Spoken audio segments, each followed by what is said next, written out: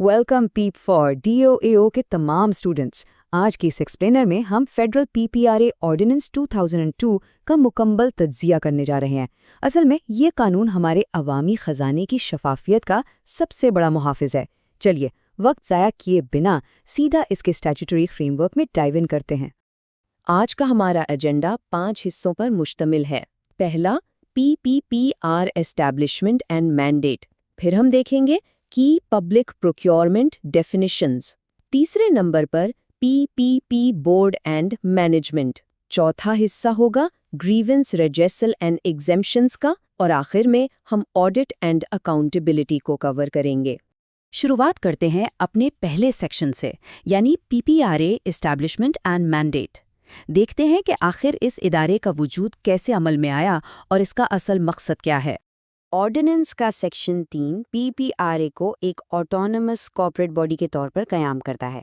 इसका मतलब क्या है? ये एक ऐसी बॉडी कॉर्पोरेट है जिसकी परपेचुअल सक्सेशन है।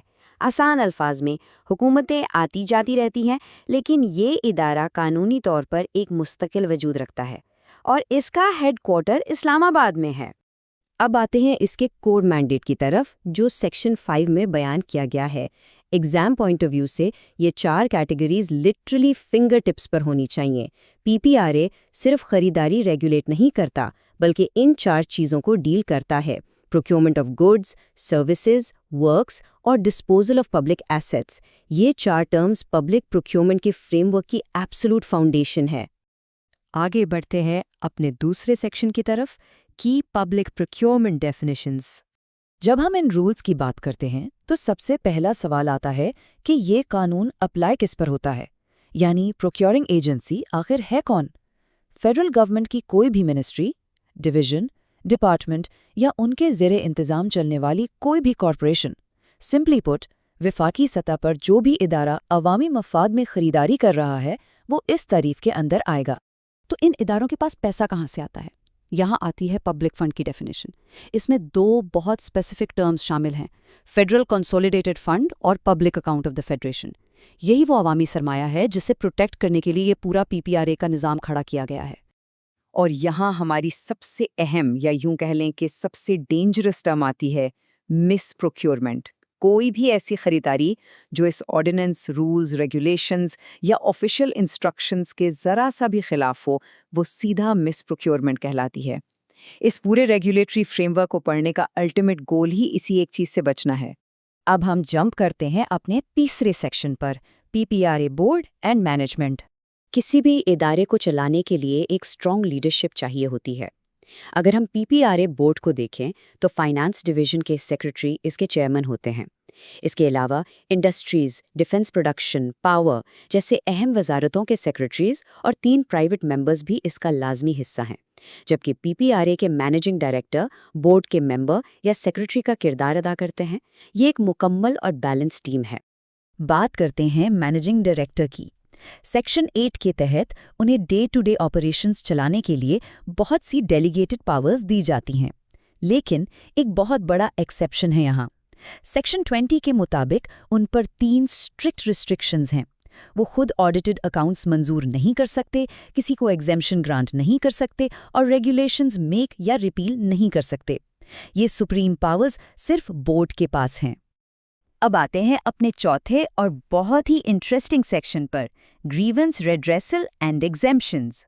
अगर किसी बिडर को लगता है कि कुछ गलत हुआ है तो उसके लिए एक clear step by step process है। स्टेप 1, वो सबसे पहले उसी प्रोक्योरिंग एजेंसी की ग्रीवेंस रिड्रेसल कमेटी यानी GRC के पास जाएगा। अगर वहाँ बात न बने तो स्टेप 2 में वो सीधा अथॉरिटी को अपील कर सकता है, लेकिन इसके लिए एक स्ट्रिक्ट 30 दिन की लिमिट है। ये 30 दिन की विंडो एग्जाम के लिए एब्सोल्युटली क्रूशल है। अच्छा, इन सब सख्त कवानीन के बाद हमारे जहन में एक सवाल ज़रूर आता है, कब एग्जेम्पशंस दी जा सकती हैं? आखिर वो कौन से हालात हैं जब किसी इदारे को इन रूल्स से बाईपास मिल सकता है? इसका जवाब हमें सेक्शन 21 में मिलता है, और ये इतना आसान नहीं है। एग्जेम्पशन के लिए 3 बैरियर्स क्रॉस करने होते हैं। पहला, अथॉरिटी तहरीरी तौर पर यानी इन राइटिंग सिफारिश करे। दूसरा, ये एग्जेम्पशन कम्प्लीटली नेशनल इंटरेस्ट में होना चाहिए। और तीसरा, सबसे बड़ा पॉइंट, इसकी फाइनल अप्रूवल सिर्फ और सिर्फ फेडरल गवर्नमेंट दे सकती है, पीपीआरए का एमडी या बोर्ड खुद नहीं। और इसके साथ हम आते हैं अपने आखिरी और 5वें सेक्शन पर, ऑडिट एंड अकाउंटेबिलिटी। जो इदारा दूसरों की निगरानी कर रहा है, उसकी निगरानी कौन करेगा? सेक्शन 14 की वर्डिंग यहाँ वर्बेटम समझना ज़रूरी है। The accounts of the authority shall be audited every year by the Auditor General of Pakistan। ये एक स्टैट्यूटरी रिक्वायरमेंट है। पीपीआरए का अपना सालाना मालियाती ऑडिट मुल्क का सबसे बड़ा ऑडिटर यानी ऑडिटर जनरल ऑफ पाकिस्तान करता है। एक और अहम अदद जो याद रखना है वो है 120। फाइनेंशियल ईयर एंड होने के ठीक 120 दिन के अंदर अंदर अथॉरिटी पर लाजिम है कि वो अपनी सालाना कारकर्दगी और इंक्वायरीज की रिपोर्ट तैयार करे। ये रिपोर्ट फिर फेडरल कैबिनेट के सामने पेश होती है और पब्लिक की जाती है।